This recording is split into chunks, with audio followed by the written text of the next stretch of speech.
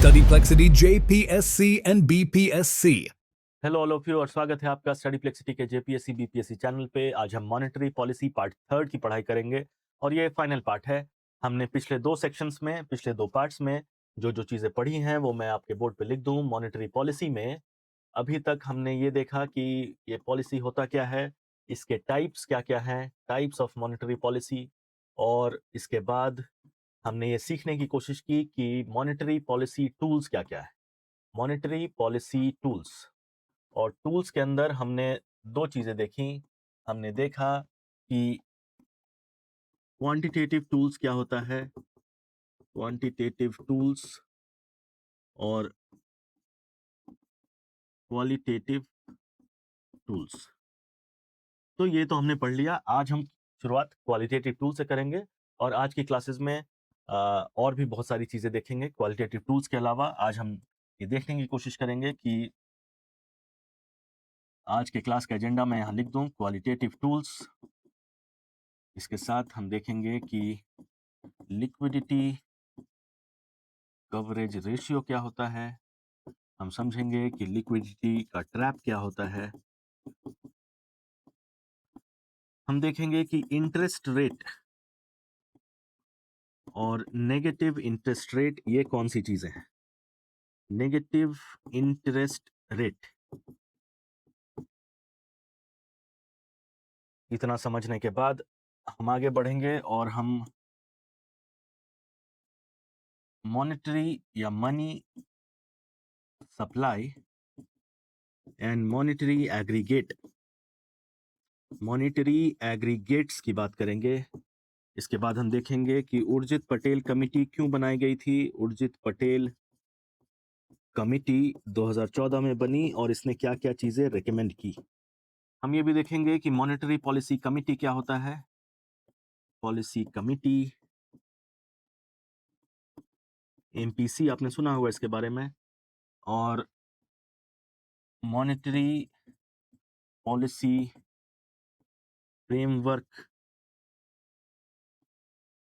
Agreement क्या है। इसके साथ हम समझने की कोशिश करेंगे कि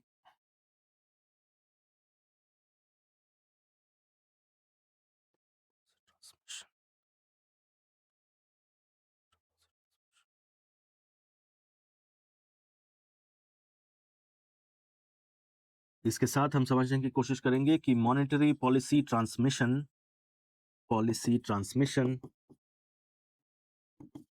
क्या है, और अंत में हम देखेंगे MCLR, marginal cost of lending rate. Marginal cost of lending rate. आपके बोर्ड पर जितनी सारी चीजें लिखी हैं ये आपका मॉनेटरी पॉलिसी का पूरा monetary policy, this is the entire monetary policy that you have to study. यहाँ से यहाँ तक हमने पढ़ाई कितनी चीज़ों की कर ली है। हमने ये सारी चीज़ें यहाँ से लेके यहाँ तक खत्म कर लिया है। आज हम शुरू करेंगे क्वालिटेटिव टूल्स। मुझे उम्मीद है कि ये सारी चीज़ें आप फॉलो करते चल रहे हैं। तो एक एक करके आज का टॉपिक शुरू करते हैं। हम चलते हैं, सबसे पहला टॉपिक है आज का क्वालिटेटिव टूल्स। क्वालिटेटिव टूल्स, अब क्वालिटेटिव टूल्स हैं क्या? Qualitative tools, they do not impact the total money supply. They do not impact the total money supply in the economy, but they regulate how the money will be used. Economy में जितनी money supply हो रही है या जितनी मुद्रा आपूर्ति हो रही है उसमें कोई छेड़छाड़ किए बिना पूरे इकोनॉमी में जितना मुद्रा का विस्तार, मुद्रा का सप्लाई या मुद्रा को सीमित किया जा रहा है, वो सारी चीजें हम क्वालिटेटिव टूल्स में नहीं पढ़ते। क्यों? क्योंकि ये चीजें तो हमने क्वांटिटेटिव टूल्स में पढ़ लिया है। तो क्वालिटेटिव टूल्स का मकसद क्या है? इसका मकसद है कि किस तरीके से मनी इकोनॉमी में इस्तेमाल किया जा रहा है उसे रेगुलेट करना, किस तरीके से इकोनॉमी में मनी का इस्तेमाल हो रहा है, मुद्रा की आपूर्ति हो रही है, किस तरीके से, कौन से सेक्टर को किस क्षेत्र को ऋण दिया जाए, मैं हिंदी में लिखूं, किस क्षेत्र को ऋण दिया जाए या किसे सीमित किया जाए, यह हम किसकी मदद से करते हैं, क्वालिटेटिव टूल्स की मदद से, क्वालिटेटिव टूल्स की मदद से करते हैं। तो आपको ये अंतर हो सकता है समझ में आ गया हो कि क्वांटिटेटिव टूल्स का मतलब कि बाजार में जितने पैसा आपने दिया है, you are regulating the amount of money which is circulating in the economy. लेकिन क्वालिटेटिव में जितना मुद्रा है बाजार में उसे छुए बिना आप बस इस चीज का ख्याल रखते हैं कि किस तरीके से यूज हो रहा है, कौन से क्षेत्र को दिया जा रहा है, किस क्षेत्र को ज्यादा दिया जाए, किस क्षेत्र को सीमित किया जाए, उसका ख्याल रखने को ही हम क्वालिटेटिव टूल्स की मदद से करते हैं। This is what we do using qualitative tools. अब यहाँ भी बहुत सारे टूल्स हैं, आपको ध्यान होगा क्वांटिटेटिव में बहुत सारे टूल्स थे, उसी तरीके से क्वालिटेटिव में भी बहुत सारे टूल्स हैं। टूल्स क्या क्या हैं? जो सबसे पहला टूल है उसे हम कहते हैं margin requirement, marginal requirements, margin requirement. जो दूसरा टूल है उसे हम कहते हैं प्रोविजनिंग,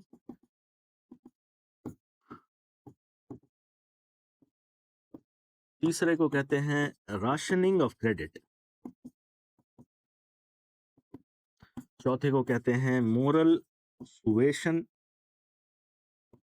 और पांचवें को कहते हैं डायरेक्ट एक्शन। तो इन 5 हथियारों की मदद से आरबीआई ये देखता है कि किस क्षेत्र को ऋण दिया जाए, किसे ऋण सीमित दिया जाए या नहीं दिया जाए। यह है क्वालिटेटिव टूल्स। एक एक करके इन सारे टूल्स को देखेंगे। मार्जिन रिक्वायरमेंट में हम क्या देखते हैं? जैसे जो सबसे पहला क्वालिटेटिव टूल्स है हमारे सामने वो है मार्जिन रिक्वायरमेंट। मार्जिन रिक्वायरमेंट का मतलब समझेंगे अब। मार्जिन रिक्वायरमेंट का मतलब कि मान लेते हैं कि मैं 100 रुपए का सामान कोलैटरल के तौर पर बैंक में रखता हूं, कोलैटरल रखता हूं या मैं इसे गिरवी रखता हूं। मैंने ये 100 रुपए का सामान कोलैटरल के तौर पे बाजार में बैंक में रखा है और इस 100 रुपए, मान लेते हैं 100 रुपए का सोना मैंने रखा, मान लेते हैं 100 रुपए का सोना मैंने बैंक में गिरवी रखा और इस 100 रुपए के कोलैटरल के बदले बैंक मुझे 75 रुपए का ऋण देती है। तो मैं क्या कहूंगा कि मेरी मार्जिन कितनी दी गई मुझे? मार्जिन दी गई 25, मार्जिन दी गई 25। अब ऐसा हो सकता है कि बैंक को लगे कि भाई इसने जो कोलैटरल दिया है, मान लेते हैं ये सोना नहीं, ये कोई सिक्योरिटी पेपर हो, ये सिक्योरिटी पेपर। कौन सा सिक्योरिटी पेपर? वही सिक्योरिटी पेपर जिसके बारे में हमने पहले भी बात की। मान लेते हैं कोई बॉन्ड पेपर है, तो बैंक को लगे कि ये सिक्योरिटी पेपर अच्छा नहीं है और इस 100 रुपए के बदले जो मैं ये 75 रुपए दे रहा हूं, 25 का मार्जिन रख के ये सही नहीं है, मुझे अपना मार्जिन बढ़ाना चाहिए, क्योंकि हो सकता है कि ये पैसे वापस ना करे और इसके सिक्योरिटी पेपर का भी कोई मुझे लाभ ना मिले। तो बैंक क्या करती है? मार्जिन बढ़ाती है। अब मार्जिन बढ़ाने का मतलब आप कैसे समझ सकते हैं कि अब अगर आप 100 रुपए का सामान रखेंगे तो आपको 75 से कम लोन मिलेगा, तभी तो मार्जिन बढ़ेगा। अभी 100 रुपए का पेपर आपने गिरवी रखा, आपको पैसे कितना मिले? 75 रुपए, तो मार्जिन कितना हो गया? 25। अब मान लेते हैं कि आप इस 100 रुपए के बदले, अगर बैंक आपको इस 100 के बदले बैंक आपको बस 65 रुपए, 100 रुपए का कोलैटरल के बदले बैंक आपको बस इतने का लोन दे रही है, तो मार्जिन कितना हो जाएगा? 35। मार्जिन हो गया 35। इसका मतलब बैंक ने क्या सुनिश्चित किया? बैंक ने यह सुनिश्चित किया कि आपको पैसे अब लोन में कम मिलेंगे। क्यों? क्योंकि बैंक को ऐसा लग रहा है कि जो आपने कोलैटरल जमा किया है वो शायद पर्याप्त नहीं है, उसकी क्रेडिबिलिटी उतनी अच्छी नहीं। तो हमने यहाँ पे क्या देखा कि जब मार्जिन बढ़ता है, जब मार्जिन 25 से बढ़कर 35 हो गया, तो if margin increases the loan amount decreases. ये बहुत आसान सी चीज है जो आप समझ पा रहे हैं। और इफ मार्जिन डिक्रीजेस, हो सकता है मार्जिन घट भी जाए। इसका मतलब क्या है? मार्जिन घटने का सीधा मतलब यह है कि 100 रुपए का कोलैटरल और इस 100 रुपए के कोलैटरल के बदले आपको 85 रुपए का लोन मिल जाए, तो मार्जिन कितना है? 15 रुपीज का मार्जिन रखा है बैंक ने। बैंक ने बस 15 रुपए का मार्जिन रखा है। इसका मतलब मार्जिन जब घटता है तो लोन अमाउंट जो आपको मिल रहा है, the loan amount that you are getting is going up. यही है मार्जिन रिक्वायरमेंट। और बैंक इसे क्यों करती है? क्योंकि बैंक को लगता है कि मुझे अपना जो क्रेडिट, जो मैं ऋण में पैसे दे रहा हूँ, उसके गुणवत्ता का ख्याल रखने की ज़रूरत है। क्योंकि हो सकता है कि जो कोलेटरल में मेरे पास सामान रखा गया है, उसकी गुणवत्ता ही खराब हो और उसके बदले मैं उतना ज़्यादा ऋण नहीं दे सकता हूँ, इसीलिए मैं अपना मार्जिन बढ़ाऊँगा। जब मैं अपना मार्जिन बढ़ाऊँगा, तो जो बोरोवर है, उसे जो लोन मिलेगा, वो कम मिलेगा। मुझे उम्मीद है कि आप ये बात समझ पा रहे हैं। जो दूसरा है, उसे कहते हैं provisioning requirement. Provisioning requirement. Provisioning requirement. जब बैंक आपको पैसा देती है, मान लेते हैं ये बैंक है और इस बैंक ने, आप गए बैंक के पास, आप बोरोवर हैं, यू आर अ बोरोवर। आप एक बोरोवर हैं और आप बैंक के पास जाते हैं, बैंक ने आपको पैसे दिए। मान लेते हैं कि बैंक ने आपको 100 रुपए दिए। तो जैसे ही बैंक ये 100 रुपए देता है, तो बैंक में हमेशा ये स्ट्रेस होता है कि क्या वो पैसा वापस आएगा या नहीं। तो इस 100 रुपए के बदले मान लेते हैं कि आपकी पहली ईएमआई या आपकी पहली किस्त जो आप चुकाएँगे बैंक को, वो 10 रुपए की।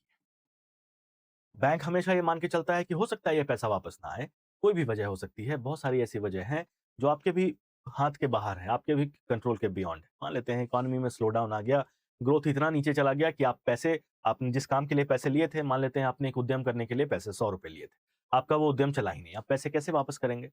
तो बैंक क्या करती है कि हर जो पैसा बाहर दिया जाता है, उसके बदले में कुछ पैसा अपने सेपरेट अकाउंट में मेंटेन करना शुरू करती है।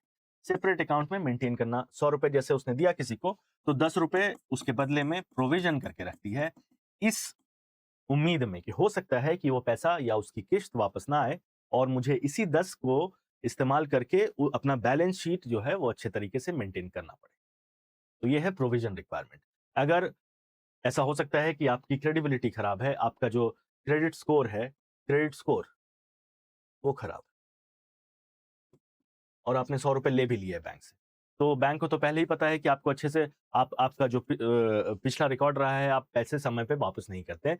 तो हो सकता है कि बैंक को प्रोविज़न में ज़्यादा पैसे रखने की ज़रूरत पड़े, क्योंकि बैंक को अब ये बहुत भरसक उम्मीद है कि आप पैसे वापस नहीं कर रहे हैं।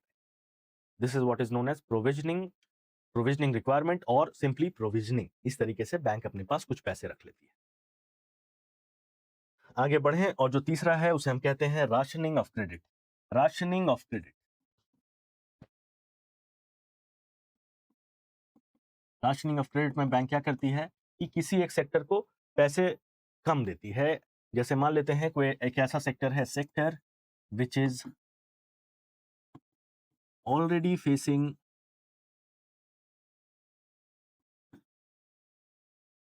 इन्फ्लेशन। एक ऐसा सेक्टर है जहां पे पहले से मुद्रास्फीति है, तो ऐसे सेक्टर को और पैसा देगी। मान लेते हैं ऑटोमोबाइल सेक्टर में इन्फ्लेशन है, गाड़ियों के दाम बढ़ रहे हैं, तो और बैंक ने ऑटोमोबाइल लोन या कार लोन या मोटरसाइकिल लोन, स्कूटर लोन, ये सारे में कटौती करना शुरू कर दी, क्योंकि बैंक को पता है कि ऑलरेडी वहां पे मांग बहुत बढ़ी हुई है। मैं अगर उस सेक्टर को और पैसे दूंगा तो हो सकता है उस सेक्टर की जो मुद्रास्फीति है और बढ़े। तो बैंक क्या करती है? Bank restricts loans to certain sectors. किसी क्षेत्र को लोन देना रेस्ट्रिक्ट कर देती है, कम कर देती है। इसके साथ साथ बैंक एक और चीज, इसका उलट भी कर सकती है। Bank can increase the loans to certain sector. बहुत सारे ऐसे सेक्टर भी हो सकते हैं जिसके तरफ बैंक अपना लोन बढ़ा सकती है। मान लेते हैं किसी ऐसे सेक्टर में मंदी देखी जा रही है, तो उस सेक्टर को पुश करना है, उस सेक्टर को थोड़ा सा बल देना है, तो बैंक वैसे सेक्टर को ज्यादा लोन दे सकती है। ये भी हो सकता है, दोनों चीजें हो सकती हैं। इसको एक साथ हम क्या बुलाते हैं? इस पूरे व्यवस्था को एक साथ हम बोलते हैं राशनिंग ऑफ क्रेडिट। राशनिंग, जो क्रेडिट आप दे रहे हैं, जो ऋण में पैसे दे रहे हैं, उसकी राशनिंग करना, मतलब किसे दिया जाए, कितना दिया जाए, किसे नहीं दिया जाए और कितना नहीं दिया जाए या कितना सीमित किया जाए। चौथा है मोरल सुएशन। मोरल सुएशन, इसमें क्या है? बैंक्स, आरबीआई जो है, आरबीआई बैंक्स को ये बताता है कि भाई ये सारी चीजें करो और ये चीजें ना करो। It is just kind of instruction that the RBI passes on to the banks. एक तरीके का इंस्ट्रक्शन है जो आरबीआई बैंक्स को कहता है कि भाई ये चीजें मेंटेन करो, ये मत करो, इतना ओवर लेंडिंग मत करो, कॉल कर करके लोन मत बांटो, पैसे वापस नहीं आएंगे, तुम्हारा बैलेंस शीट खराब होगा, तुम हमारे पास आओगे रोते हुए। एनपीए, नॉन परफॉर्मिंग एसेट, एक बहुत गंभीर समस्या क्या है किसी को लोन मिला और जब लोन देती है बैंक तो उसके लिए एसेट है। क्यों? क्योंकि वो पैसा वापस आता है और ब्याज के साथ आता है। जब ये एसेट परफॉर्म करना बंद कर दे तो क्या मैं इसे नॉन परफॉर्मिंग एसेट बोल सकता हूं? नॉन परफॉर्मिंग एसेट का सीधा मतलब है कि इस एसेट ने अपनी जो गुणवत्ता है वही खो दी है। क्यों? क्योंकि ये एसेट इस भाई साहब ने ये पैसा लिया और बैंक के पास आए ही नहीं, is not coming back to the bank. You have classic examples in the country like Vijay Mallya, Nirav Modi, a lot of people are fugitives. उन्होंने बैंक से बहुत मोटा पैसा लिया और देश के बाहर चले गए। ठीक है, आगे बढ़ें और पांचवा है जिसे हम कहते हैं direct action. Fifth one is direct action. अगर बहुत बोलने के बाद भी आरबीआई के बहुत बोलने के बाद भी बैंक्स जो हैं वो सही तौर तरीका ना अपनाएं। बहुत सारे नॉर्म्स हैं बैंक्स के, जब हम बैंकिंग सेक्टर पढ़ेंगे तो बेसल नॉर्म्स हैं, लिक्विडिटी कवरेज रेशियो एक चीज होती है, वो जो हम अभी भी देख लेंगे। और बैंकिंग रेगुलेशन में बहुत सारी ऐसी चीजें हैं कि आपको ये क्वालिटी चेक करना है, आपको ऑडिट करना है, आपको प्रोविजनिंग करनी है। पर अगर बैंक ने कुछ नहीं माना तो आरबीआई डायरेक्ट एक्शन भी ले सकती है, बैंक के खिलाफ पेनल्टी भी लगा सकती है, और आरबीआई ने ऐसा किया भी है। एक अभी कुछ सालों पहले एक चीज आई थी जिसे हम कहते हैं प्रॉम्प्ट करेक्टिव एक्शन। आरबीआई ने बैंकों के खिलाफ एक गाइडलाइन लाया कि भाई तुम अगर हमारी बात नहीं मानोगे और तुम्हारा बैलेंस शीट खराब होगा, हम तुम्हारे खिलाफ एक्शन लेंगे। और उस पूरे प्रक्रिया का नाम था प्रॉम्प्ट करेक्टिव एक्शन, पीसीए। तो मुझे उम्मीद है कि इतनी सारी चीजें आपने सीख ली हैं। क्या क्या हमने देखने की कोशिश की थी। हम शुरू कर रहे थे क्वालिटेटिव टूल से, और क्वालिटेटिव टूल्स के भीतर हम देखने की कोशिश कर रहे थे 5 चीजें। कौन कौन सी चीज? मार्जिन का रिक्वायरमेंट, प्रोविजनिंग का requirement, rationing of credit, moral suasion और डायरेक्ट एक्शन। ये 5 चीजें हमने देख ली हैं। अब आगे बढ़ें और देखेंगे कि मोरल सुएसन के बाद डायरेक्ट एक्शन, और डायरेक्ट एक्शन के बाद हम आते हैं लिक्विडिटी कवरेज रेशियो क्या होता है। लिक्विडिटी कवरेज रेशियो, आरबीआई का कहना है कि जितने भी हाई क्वालिटी एसेट्स एसेट है, एसेट का मतलब कि आपने जो ऋण में पैसे दिए हुए हैं, ठीक है, आपने ऋण में पैसे दे दिए, अब वो पैसा वापस आएगा कि नहीं? अगर मान लेते हैं नहीं आया, आज दिन था कि वो पैसा वापस आना चाहिए था, आज नहीं आया और अगले 30 दिन तक शायद वो ना आए, तो आप किस तरीके से ये स्ट्रेस मैनेज करेंगे? किस तरीके से वो स्ट्रेस मैनेज करेंगे? इसीलिए बैंक्स को ये इंस्ट्रक्शन दिया जाता है कि आप लिक्विडिटी कवरेज रेशियो का पालन करें। अब ये चीज है क्या? Liquidity coverage ratio is the ratio between, ये रेशियो है मतलब कोई ना कोई अनुपात है, अनुपात। लिक्विडिटी का मतलब आपको पता है तरलता, कवरेज का मतलब भी आपको पता है कि लिक्विडिटी को, तरलता को कवर करने के लिए कौन सा रेशियो का यूज किया जाएगा, उसे कहते हैं liquidity coverage ratio. Is the ratio of high quality liquid asset and the net cash outflows over a period of 30 days। क्या लिखा मैंने? लिक्विडिटी एलसीआर बराबर, यहां लिखेंगे high quality liquid asset divided by high quality liquid asset divided by net cash outflow. ये ratio है, इसी को हम कहते हैं लिक्विडिटी कवरेज रेशियो। अब इस लिक्विडिटी कवरेज रेशियो को थोड़ा सा और तोड़ लेते हैं, क्योंकि डिनोमिनेटर में कुछ ऐसा लिखा है। हाई क्वालिटी लिक्विड एसेट का मतलब सीधे तौर पे अगर बहुत मोटे शब्दों में मैं आपको बताऊं तो इसका मतलब जो ऋण बैंक ने दिया है उसे कहते हैं हाई क्वालिटी लिक्विड एसेट। जो अपने एसेट क्या है बैंक के लिए? बैंक के लिए जो ऋण वो बैंक देती है वही उसका एसेट है। नेट कैश आउटफ्लो का मतलब है कि इसे मैं फिर से लिख दूं, high quality liquid asset divided by net cash outflow का मतलब कैश इनफ्लो हो सकता है कि उस 30 दिन के, इन 30 डेज, ये 30 दिनों के अंदर जो चीजें हो रही हैं इन 30 डेज, हो सकता है इस 30 दिन में कुछ पैसा इनफ्लो भी हुआ होगा, कुछ डिपॉजिटर्स आके पैसा जमा करके भी गए होंगे। Cash inflow minus cash outflow कितने दिनों में? In 30 days, in 30 days. और आरबीआई के निर्देश के अनुसार the LCR which the banks need to follow, इस एलसीआर को 100% रखना है। 100% का सीधा मतलब यह है कि जितना एसेट आप बाजार में, जितना ऋण आप बाजार में दे रहे हैं, उतना ही नेट कैश आउटफ्लो होना चाहिए आपका। अगर इसे हम गौर से देखें तो इसका सीधा मतलब है, अगर RBI says to the banks that your LCR should be 100%, 100% LCR होना चाहिए आपका। 100% LCR का मतलब क्या है कि अगर इसे मैं प्रतिशत में बदल दूं 100 से मल्टीप्लाई करके और इस पूरे चीज को प्रतिशत में लिखूं, तो 100% कब आएगा? थोड़ा सा मैथ करेंगे तो ये दोनों बराबर होना चाहिए। मतलब जितना हाई क्वालिटी लिक्विड एसेट आपने बाजार में दिया हुआ है should be equal to net cash outflow. बात समझ में आई? नेट कैश आउटफ्लो और हाई क्वालिटी लिक्विड एसेट, जितना ऋण आपने बाजार में दिया है, जो ऋण जो बाजार में दिया शुड बी इक्वल टू जो नेट मुद्रा बैंक में आई। कितने दिनों में?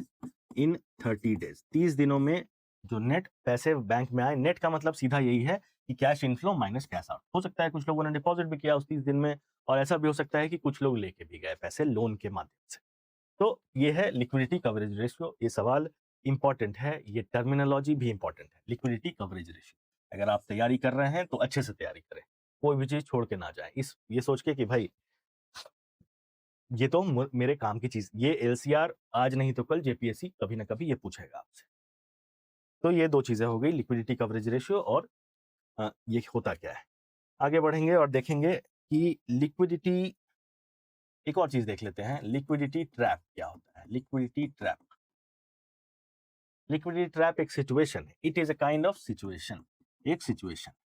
ऐसे सिचुएशन में क्या होता है, people don't deposit money, don't deposit money, bank में अपना पैसा जमा नहीं करते, जमा नहीं करना चाहते हैं, क्योंकि उनको लगता है कि बहुत अनसर्टेनिटी हो सकता है, बैंक बंद हो जाए, बैंक भाग जाए, बहुत डिस्ट्रेस सिचुएशन है, कोई जंग छिड़ गई है, कोई आपदा आ गई है, कोई महामारी फैल गई है, ऐसे सिचुएशन। इसके साथ साथ people don't even take loans, people don't borrow, ना पैसा जमा करते हैं लोग, ना पैसा डिपॉजिट करते हैं। अगर सिचुएशन ऐसा है तो ऐसा सिचुएशन को हम कहते हैं लिक्विडिटी ट्रैप। और ऐसा सिचुएशन कब आता है? Mainly during economic recession, war like situation or even war and pandemics। ऐसे सिचुएशन में यही होता है, इसे हम कहते हैं लिक्विडिटी का ट्रैप। बात समझ में आ गई? आगे बढ़ें, एक एक करके सारी चीजों को जल्दी जल्दी खत्म करते हैं। इंटरेस्ट रेट, इंटरेस्ट रेट, अगर मैं सिर्फ इंटरेस्ट रेट लिख रहा हूं इसका मतलब कि डिपॉजिट पे मिलने वाला ब्याज दर, डिपॉजिट रेट की बात कर रहे हैं। डिपॉजिट रेट, या मैं जमा की गई राशि पर मिलने वाला ब्याज दर, इसे हम कहते हैं डिपॉजिट रेट।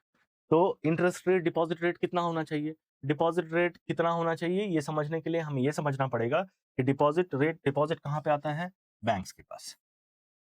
मान लेते हैं SBI के पास कुछ लोग आए, और ये लोग कैसे हैं? दीज आर ऑल डिपॉजिटर्स, ये पैसा जमा करना चाहते हैं। दीज आर ऑल डिपॉजिटर्स, ये पैसा कब जमा करेंगे? जब इन्हें लगे कि जो रेट ऑफ इंटरेस्ट है वो अच्छा मिल रहा है। मान लेते हैं ऐसे बहुत सारे डिपॉजिटर्स, सबने मिलकर 100 करोड़ जमा किया। बैंक ने बोला कि हम आपको 3% का डिपॉजिट रेट या इंटरेस्ट रेट दे रहे हैं। 3% का दे रहे हैं, इसका मतलब ये इनको कितना पैसा लौटाएगी? बैंक इन्हें 103 करोड़ रुपए वापस लौटाएगी। तो बैंक को 3 करोड़ रुपए अपनी जेब से देने पड़ रहे हैं। अब इस 3 करोड़ को मैनेज करने के लिए बैंक जो है बोरोवर से कम 4 करोड़ रुपए, मान लेते हैं 4 करोड़ रुपए तो कमाएगी, क्योंकि 1 करोड़ तो उसे भी अपने ऑपरेशंस को रन करने के लिए चाहिए, अपने संचालन के लिए कुछ पैसे चाहिए, और प्रॉफिट मेकिंग है, this is a profit making body. तो वो वहां पे बैठ के कोई चैरिटी तो कर, ये बात को भी अच्छे से समझ। तो 4 करोड़ तो कमाने की जरूरत है, इसीलिए ये जरूरी हो जाता है कि इंटरेस्ट रेट या डिपॉजिट रेट को बहुत सोच समझ के रखा जाए, क्योंकि जब आप वादा कर देंगे कि हम आपको 103 करोड़ रुपए देंगे, तब आपकी ये मजबूरी बन जाएगी कि आप बाजार से कम 4 करोड़ रुपए लेके आए अपने बोरोवर से।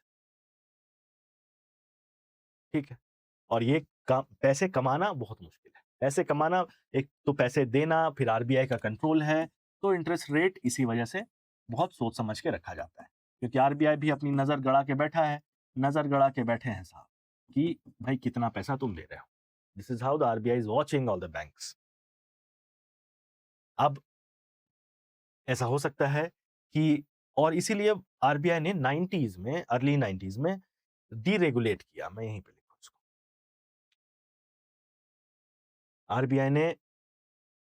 आरबीआई कैसे इफेक्ट करती है इंटरेस्ट रेट को? RBI also effects the interest rate. RBI अपने जितने भी क्वांटिटेटिव टूल्स है उसकी मदद से इंटरेस्ट रेट्स को थोड़े से इफेक्ट तो करती है। रेपो बढ़ा दिया, घटा दिया, तो उसके हिसाब से बैंक्स को भी अपनी चीजें चेंज करनी पड़ती है। जो जरूरी बात है आपके समझने के लिए कि 1990 ऑनवर्ड्स जो आरबीआई ने डीरेगुलेटेड किया, deregulated the interest rates. Deregulated का मतलब, इंटरेस्ट रेट्स का मतलब डिपॉजिट रेट्स। डीरेगुलेट किया इसका मतलब सीधा है कि अब आरबीआई ने डायरेक्टली इस इंटरेस्ट रेट पे आरबीआई का कोई कंट्रोल नहीं है कि आप डिपॉजिटर्स को कितने पैसे दे रहे हैं, उस पे हम आपसे कोई सवाल नहीं करेंगे। इसीलिए इसे हम कहते हैं डीरेगुलेशन ऑफ इंटरेस्ट रेट्स। तो आप अब ये देखेंगे कि एसबीआई कुछ और डिपॉजिट रेट देता है, एक्सिस बैंक कुछ और देता है, पीएनबी कुछ और देता है, जितने सारे बैंक्स हैं उनकी स्वेच्छा के हिसाब से वो डिपॉजिट रेट्स देते हैं। आप जब अपना पैसा वहां जमा करेंगे तो आपको डिपॉजिट पे कितना ब्याज मिलेगा ये आरबीआई तय नहीं करता, ये बैंक्स तय करते हैं। This is what you know as deregulated interest rates. Banks का डिस्क्रिशन है कि अपनी मर्जी से अपना हिसाब किताब, बही खाता सही करें और देखिए कि हम अपने डिपॉजिटर्स को कितने पैसे दे सकते हैं। अब यहां पे एक बात आती है जिसे हम कहते हैं नेगेटिव इंटरेस्ट रेट।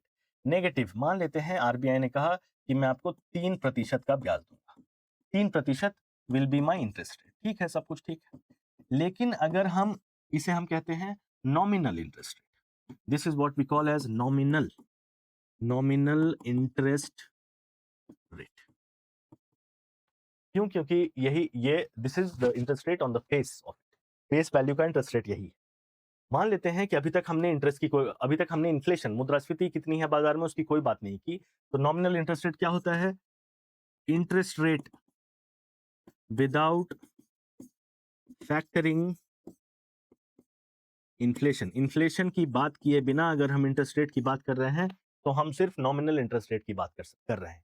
अगर मान लेते हैं कि बाजार में इन्फ्लेशन है 4%, 4% is the inflation in the market, तो आपने तो सोचा कि हम 100 करोड़ रुपए जमा करेंगे और हमें 103 करोड़ रुपए मिलेगा, लेकिन इन्फ्लेशन की वजह से आपका जो परचेजिंग कैपेसिटी है वही कम हो, इन्फ्लेशन है 4%, जो 100 रुपए का सामान था वो 104 रुपए का हो गया। इन्फ्लेशन का मतलब ये 4% का मतलब यही होता है, ये एक सामान है, आपने बाजार में देखा था कि ये 100 रुपए का है और यही सामान 104 का हो गया।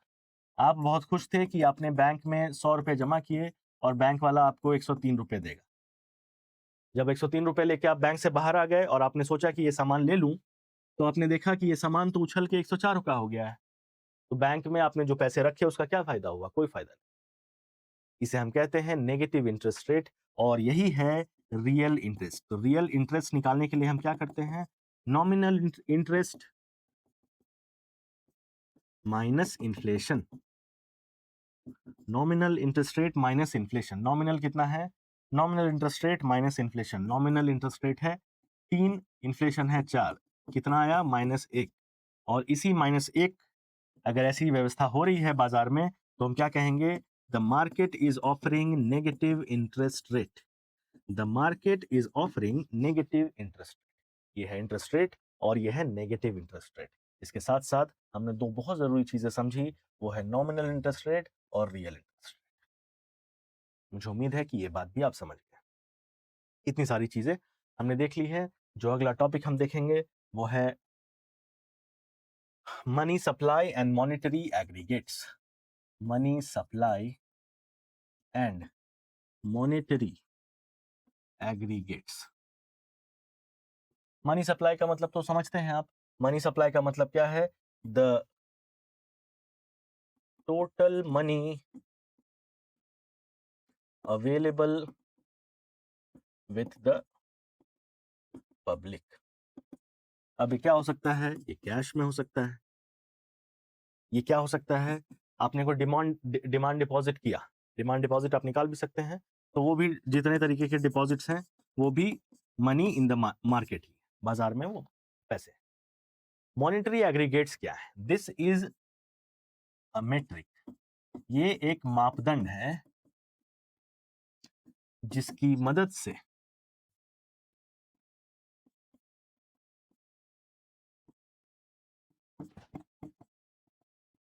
हम ऋण हम मुद्रा की तरलता मापते हैं। This is a metric using which we can calculate the liquidity of the money। Money कितना लिक्विड है उसको मापने के लिए एक तरीका है जिसे हम मॉनेटरी एग्रीगेट कहते हैं। हो सकता है आपने कहीं ना कहीं ये देखा हो, पर इसे अच्छे से समझ लें कि मॉनेटरी एग्रीगेट होता क्या है। आरबीआई कहता है कि ये 4 तरीके के हैं। RBI says that it is of 4 kind, M1, M2, M3, M4। M1 क्या है? M1 का कहना है, M1 का मतलब currency with the public, currency with public plus demand deposits.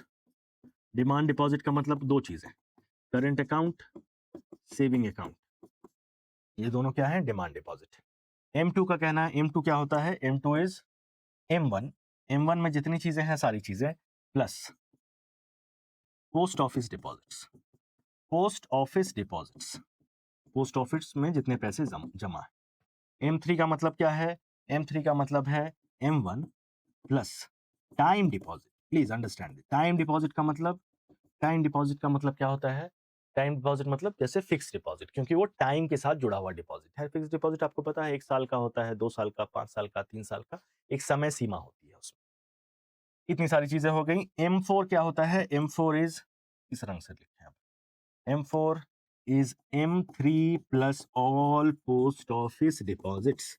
M3 plus all post office में जितने डिपॉजिट्स हैं सब मिला के और M3 को मिलाया जाए तो हमें ये 4 मॉनेटरी एग्रीगेट्स हैं। और अगर आप इन्हें ध्यान से देखें तो सबसे ज्यादा लिक्विड क्या है, कौन सा है, कौन सा सबसे ज्यादा तरल है, कौन सा सबसे आसान से फ्लो कर सकता है, तो ये है, फिर ये, फिर ये, फिर ये है। तो ऑर्डर ऑफ लिक्विडिटी अगर मैं पूछूं, ऑर्डर ऑफ लिक्विडिटी, तो आप बताएं M1, M2, M3, M4, इसी क्रम में ऑर्डर ऑफ लिक्विडिटी है। ऑर्डर ऑफ लिक्विडिटी, ठीक। ये क्या है? एक मेट्रिक है जिसकी मदद से आप ये देखते हैं कि कौन सा पैसा कितना तरल है, कौन सा पैसा कितना ज्यादा लिक्विड है। मुझे उम्मीद है कि आपको ये बात समझ में आई। ये बहुत जगह आपको किताबों में शायद मिलता भी है। इतनी सारी चीजें समझने के बाद हम देखेंगे कि कौन कौन सी चीजें हमने कर ली और कौन कौन सी चीजें हमारे पास बाकी हैं। हमने देखा क्वालिटेटिव टूल्स, हाँ जी देख लिया। क्वालिटेटिव टूल्स पढ़ लिया, लिक्विडिटी कवरेज रेशियो पढ़ लिया, लिक्विडिटी ट्रैप पढ़ लिया, इंटरेस्ट रेट पढ़ लिया, नेगेटिव इंटरेस्ट रेट क्या होता है पढ़ लिया, money supply and monetary aggregates ये भी पढ़ लिया। आते हैं Urjit Patel committee 2014। Urjit Patel committee 2014, Urjit Patel committee 2014। अब ये कमेटी 2014 में उर्जित पटेल डिप्टी गवर्नर थे और उन्हें मॉनेटरी पॉलिसी का कार्यभार मिला हुआ था। उर्जित पटेल का कहना था 2014 में इस कमेटी के रिपोर्ट में कि हमें जो जरूरी चीजें हैं वो लिख रहा हूं मैं, इन्फ्लेशन टारगेटिंग करना पड़ेगा, इन्फ्लेशन टारगेटिंग करना पड़ेगा और हम जो है इन्फ्लेशन को एक बैंड में रखेंगे और वो बैंड होगा 4 ± 2%। 4 ± 2%, या इसको अलग शब्द में लिख सकते हैं 2 से 6%। और 4 ± 2 का मतलब यही होता है। आपको अगर थोड़ा सा भी गणित आपने पढ़ा है प्राइमरी क्लासेस में तो आपको ये समझ में आता है। तो जो पहली चीज उर्जित पटेल कमेटी ने कही वो ये। दूसरी चीज जो उर्जित पटेल कमेटी का कहना है, उनका कहना है कि we will use CPI headline. ये सवाल अब स्टेट PCS में एक बहुत पॉपुलर सवाल है। कौन से इन्फ्लेशन के इंडेक्स को टारगेट किया जाता है? CPI headline. और हेडलाइन में भी all India combined, all India combined, combined, rural urban ऐसा कोई डिस्टिंक्शन नहीं किया जाता। हम किसे देखते हैं? हम CPI हेडलाइन को देखते हैं। जो तीसरी जरूरी चीज उर्जित पटेल कमेटी कहते हैं वो कहते हैं कि हमें we need we need a monetary policy committee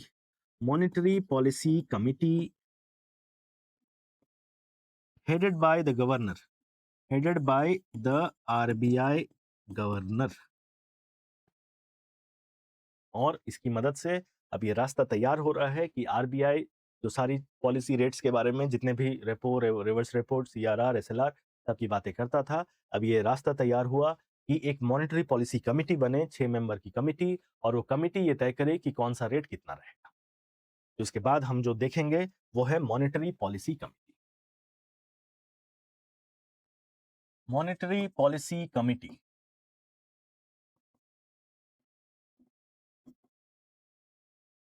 in 2016 the RBI Act was amended. इस एक्ट को अमेंड किया गया और इस अमेंडमेंट के बाद एक मॉनेटरी पॉलिसी कमेटी बनाई गई, और इस कमेटी बनाने के पहले ही एक अग्रीमेंट कर लिया गया RBI and the government of India, सरकार के बीच में एक अग्रीमेंट हुआ, उसे हम कहते हैं मॉनेटरी पॉलिसी फ्रेमवर्क अग्रीमेंट। और इस एग्रीमेंट के तहत ही एक मॉनेटरी पॉलिसी कमेटी का गठन किया गया, which was supposed to be chaired by the RBI's governor. RBI के गवर्नर ही इसका चेयर करेंगे और या इसके चेयरमैन रहेंगे, और एक 6 मेंबर्ड कमेटी बनाई गई, 6 मेंबर्ड कमेटी। और अब कहा गया कि ये जो पॉलिसी रेट्स के डिसीजन है, पॉलिसी रेट्स का मतलब ये जितने सारे रेपो रेट और reverse repo, standing deposit facility, marginal standing facility, CRR, SLR, इनका जो डिसीजन है वो आरबीआई के गवर्नर क्योंकि पहले किया करते थे, सिर्फ वही किया करते थे, so only he used to decide with some help from the team that he had in the RBI. लेकिन अब क्या किया गया कि सरकार भी इसमें पार्टिसिपेट करेगी, 6 मेंबर की कमेटी बनाई जाएगी, और इस 6 मेंबर की कमेटी में 3 मेंबर जो हैं, 3 members will be from RBI, 3 members will be nominated by the government. और एक चीज ध्यान रहे कि गवर्नमेंट का मतलब ये नहीं कि कोई कैबिनेट मिनिस्टर या स्टेट लेजिस्लेचर का मिनिस्टर या कोई सरकार का कोई भी आदमी, no cabinet, union, state legislature और government servant, any bureaucrat, no. So they वे are not allowed to be a member of this. ये जो भी मेंबर होंगे एकेडमिक जगत से आते होंगे, इकोनॉमिस्ट होंगे, इनको मॉनेटरी पॉलिसी की जानकारी होगी, पर सरकार के नुमाइंदे होंगे, सरकार से नॉमिनेटेड जाएंगे। यहाँ 3 मेंबर रहेंगे आरबीआई के। यहाँ पे सबसे पहले गवर्नर साहब तो रहेंगे ही, गवर्नर ऑफ आरबीआई, एक deputy governor in charge of monetary policy, और एक और जिसे आरबीआई नॉमिनेट करे, नॉमिनेटेड बाय आरबीआई। आरबीआई एक तीसरे मेंबर को नॉमिनेट कर सकता है, ठीक है। ये 4 साल के लिए, these are people who are nominated for 4 years, 4 साल के लिए ये नॉमिनेटेड रहेंगे, ये इस कमिटी का हिस्सा रहेंगे, रीइलेक्ट नहीं हो सकते, they can not be reappointed. तो ये मॉनेटरी पॉलिसी कमेटी है। अब मॉनेटरी पॉलिसी कमेटी जो है, इसमें कोरम के लिए, कोरम मतलब जब ये मीटिंग होती है तो मीटिंग सही तरीके से चले उसके लिए minimum 4 members are required, 4 members का होना अनिवार्य है। उसके बाद आप ये देख रहे हैं कि 3 इधर है, 3 उधर। अब आरबीआई और गवर्नमेंट में हमेशा एक नोकझोंक चलती है। आरबीआई का कहना है कि मुझे भाई मेरा जीवन का मकसद है इन्फ्लेशन को कंट्रोल करना, प्राइस को स्टेबल करना। आरबीआई गवर्नमेंट कहता है कि भाई थोड़ा ग्रोथ भी होने दो। और गवर्नमेंट का ये थोड़ा इंटेंशन होता है, थोड़ा सा इंक्लिनेशन होता है, नीयत होती है कि ग्रोथ को थोड़ा पुश किया जाए। ये कहता है कि नहीं भाई इन्फ्लेशन जरूरी है, पहले तो इन्फ्लेशन, बाकी चीजें भी हैं, लेकिन जो सबसे प्राइमरी मेरा ऑब्जेक्टिव है वो है इन्फ्लेशन को कंट्रोल करना। तो आप जब इन दोनों को देखेंगे तो आपको लगेगा कि 3 है आरबीआई से, 3 है गवर्नमेंट से। अब भरसक कोशिश हमेशा ये होगी कि आरबीआई जो कहे उसका उल्टा वो कहे, तो हमेशा एक ऐसा अरेंजमेंट बनेगा कि 3:3 का टाई हो जाएगा। अगर टाई होता है, who will cast the tiebreaker? The tiebreaker will be casted by the governor of the RBI, governor of Reserve Bank of India। मतलब अभी भी आरबीआई की ऑटोनॉमी को ध्यान में रखा गया है, और इसके साथ साथ अब एमपीसी करती क्या है, तो मॉनेटरी पॉलिसी कमिटी हर 2 महीने पे they conduct by monthly policy meetings. MPC does by monthly policy review.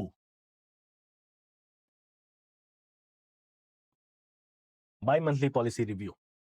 और हर 2 महीने पे, जैसे ये फरवरी 6 के आसपास इनकी मीटिंग हुई और उस मीटिंग में उन्होंने सारे रेट्स को देखा कि क्या सही चल रहा है, नहीं चल रहा है. आरबीआई ने कहा कि we have taken a neutral stance. Neutral रह रहे हैं हम अभी ना बढ़ाने के मूड में है ना घटाने के मूड में. इन्फ्लेशन 3 और 3.5 के बीच में कहीं चल रहा है, तो हम देखेंगे. हमारा टारगेट है, we are bound to follow inflation targeting. हम इन्फ्लेशन को टारगेट करेंगे. And we will follow a stance. जैसे कि इस बार कौन सा स्टांस फॉलो किया गया है, neutral stance. And then we will check the rates देखेंगे, उन्हें बढ़ाएं कि घटाएं कि क्या करें. तो हर 2 महीने पे अगर आपका अप्रैल में फिर से पहले हफ्ते में ये बैठेंगे और ये चीजें डिसाइड करेंगे. और ये चीज कब हो पाई, जब मॉनेटरी पॉलिसी फ्रेमवर्क अग्रीमेंट किया सरकार और आरबीआई ने, और इन दोनों ने मिलकर बोला कि हाँ, एक मॉनेटरी पॉलिसी कमेटी की जरूरत है. मॉनेटरी पॉलिसी कमेटी और भी रिपोर्ट्स लेके आती है, जैसे कहते हैं monetary policy report. Monetary policy report, इस रिपोर्ट में वो बेसिकली सोर्स ऑफ इन्फ्लेशन के बारे में कहती है. सोर्स ऑफ इन्फ्लेशन 6 महीने में ये रिपोर्ट लाना अनिवार्य है. Source of inflation and what possible sources of inflation will be there in the next 6 to 18 months. अगले 6 से 18 महीने तक कौन कौन से पॉसिबल सोर्स ऑफ इन्फ्लेशन रह सकते हैं बाजार में 6 से 18 महीनों के लिए. इस चीज को मॉनेटरी पॉलिसी रिपोर्ट में कौन लेके आती है, मॉनेटरी पॉलिसी कमेटी. कहा गई monetary policy committee, monetary policy report लेके आती है. इतनी सारी चीजें हैं मॉनेटरी पॉलिसी में. सवाल ऐसे ही बनते हैं, कितने मेंबर, 6 मेंबर, 3 आरबीआई 3 सरकार. यही है मॉनेटरी पॉलिसी फ्रेमवर्क अग्रीमेंट. क्या है, 2015 में ये सरकार और आरबीआई ने साथ में मिलकर एक अग्रीमेंट किया कि भाई हम एक अरेंजमेंट में जाएंगे, और इसके लिए भी आरबीआई एक्ट में कुछ चीजें बदलनी पड़ी, क्योंकि मॉनेटरी पॉलिसी फ्रेमवर्क अग्रीमेंट को भी एक स्टैट्यूटरी, एक विधि द्वारा स्थापित तरीके से काम करने की जरूरत थी. इतनी सारी चीजें हो गई. अब जो आखिरी टॉपिक है इसमें, उसे हम कहते हैं monetary policy transmission. Monetary policy transmission, policy transmission. यहां है आरबीआई, यहां है एसबीआई. आरबीआई ने एसबीआई के लिए कुछ बदलाव किए कि भाई रेपो रेट था 5, हम रेपो रेट को अब काट के ले जाते हैं, घटा के ले जाते हैं 4 पर. मतलब एसबीआई को के लिए ऋण सस्ता हो गया. पर आरबीआई जो है एसबीआई के लिए ऋण सस्ता नहीं करना चाह रही थी. आरबीआई ये चाह रही थी कि अगर मैं एसबीआई के लिए ऋण सस्ता करूं, तो एसबीआई भी अपने बोरोवर्स के लिए ऋण को सस्ता करे, और इन्हें सस्ते पैसे मिले, आसानी से पैसे मिले, आसानी से लोन मिले, ताकि इनके हाथ में पैसे हों, बाजार में जाएं, डिमांड को बढ़ाएं, ग्रोथ को बूस्ट करें. आरबीआई मान लेते हैं ये चाहता है. लेकिन एसबीआई ने यहां बीच में मलाई खा लिया, आसान लोन ले लिया, और अपने इनको अभी भी महंगा ही जितना दे रही थी उतना ही दे रही. तो हम क्या कहेंगे, monetary policy is not being transmitted. Transmission नहीं हो रहा. जो बदलाव यहां पे किया गया उस चीज का इफेक्ट यहां नहीं दिख रहा. तो we will say that we are not seeing monetary policy transmission. Transmission नहीं देखा जा रहा है. तो मॉनेटरी पॉलिसी ट्रांसमिशन होता क्या है, the benefits, the changes in policy rates should reflect in the change in credit interest, change in interest, किसका interest, loan interest to the consumers. जितना फायदा बैंकों को मिल रहा है उतना ही फायदा, उसी अनुपात में फायदा कंज्यूमर्स को मिलना चाहिए. इसी को हम मॉनेटरी पॉलिसी ट्रांसमिशन कहते हैं. जो पॉलिसी, जो नीतियों में बदलाव यहां हुआ, उसका डायरेक्ट इंपैक्ट यहां पे होना चाहिए. इसी को हम मॉनेटरी पॉलिसी ट्रांसमिशन कहते हैं. अगर ये नहीं हो रहा है तो हम क्या कहेंगे, we will say if this does not take place, no monetary policy transmission. नहीं हो रहा, यही कहा जाएगा। अब इस प्रॉब्लम को सुधारने के लिए आरबीआई ने 2016 में ही एक नया तरीका अपनाया और उस तरीके का नाम है एमसीएलआर। एमसीएलआर, आरबीआई चेक करती है कि क्या एसबीआई ने एमसीएलआर का पालन किया। एमसीएलआर होता है marginal cost of funds based lending rate. क्योंकि जैसे ही आरबीआई इनसे ये सवाल पूछता है कि भाई तुम्हारे लिए तो हमने सस्ता कर दिया, तुमने अपने लोगों, अपने कंज्यूमर्स के लिए सस्ता क्यों नहीं किया। ये बैंक कहता है कि हमारा तो इतना खर्चा है, हमारे फंड तो इतने महंगे हो गए, हमें इन चीजों का भी ख्याल रखना पड़ता है, उन चीजों का भी ख्याल रखना पड़ता है, हम कैसे इनको सस्ता दें। तो there is a lot of opaqueness, बहुत ज्यादा पारदर्शिता नहीं है कि ये क्यों इनको भी महंगा दे रहे हैं। आरबीआई का कहना है कि अब आप इसका इस्तेमाल करेंगे। ये क्या है वो समझने की, ये this is actually the present cost of funds, present या current cost of funds, current cost of fund. अब ये क्या है, ये बैंकिंग व्यवस्था की बहुत टेक्निकल चीजें हैं, इसके बारे में ना हमारी जरूरत है ना हम इसमें जाएंगे, अपना समय जाया करने की जरूरत नहीं है। एमसीएलआर क्या है, ये एक तरीका है जिसकी मदद से आरबीआई ये इंश्योर करता है, ये सुनिश्चित करता है कि जो मैं मॉनेटरी पॉलिसी या मौद्रिक नीतियों में बदलाव कर रहा हूं, वो बदलाव एंड कंज्यूमर तक भी, उपभोक्ता तक, या जो पैसे लोन में लेना चाहते हैं उनके तक भी वो बदलाव जा रहा है। और इसी क्रम में आरबीआई ने एक टूल, एक हथियार का प्रयोग किया है जिसे हम कहते हैं marginal cost of lending rate. सीधा बोल सकते हैं मार्जिनल कॉस्ट, इसे सीधा सीधा आप ये भी बोल सकते हैं marginal cost of lending rate, इतना ही कह सकते हैं। या थोड़ा अगर अच्छे से बोलना है तो marginal cost of fund based, क्योंकि ये जो हथियार है किस पे बेस होता है, करंट कॉस्ट ऑफ फंड्स। इस पे सवाल आए हैं, इवन यूपीएससी में भी सवाल पूछा गया है 2016 में ही। तो आप एक बार इसे देख के जाएं कि एमसीएलआर का मतलब क्या होता है, marginal cost of lending rate. इसके साथ साथ हमने मॉनेटरी पॉलिसी 3 भाग में बहुत विस्तार से, क्योंकि ये this is very fertile, fertile इसलिए क्योंकि यहाँ पे आप थोड़ी सी मेहनत करेंगे और अगर सवाल आया, जो कि आता ही है, तो आपके सवाल का सही होने का जो प्रोबेबिलिटी है विच इज़ वेरी हाई। इसलिए मैं आपसे ये रिक्वेस्ट करूंगा कि इन तीनों भाग को अच्छे से देख के जाएं। इसके साथ साथ बहुत सारा फायदा उठाएं इस टेस्ट सीरीज का, इस टेस्ट सीरीज का बहुत भरपूर फायदा उठाएं, क्योंकि आप देख रहे हैं कि टोटल 28 टेस्ट हैं, पेपर 1 में 14 हैं, पेपर 2 में 14 हैं। टेस्ट का फायदा उठाएं और you come out with flying colours in your JPSC prelims exam. मुझे उम्मीद है कि आप इन वीडियोस का अच्छे से लाभ उठा रहे हैं, वीडियोस को अच्छे तरीके से देख रहे हैं, कुछ नोट्स भी बना लेते हैं, एक वीडियो में एक चीज़ आपकी क्लियर हो जाएगी। अगली वीडियो में मिलेंगे, धन्यवाद।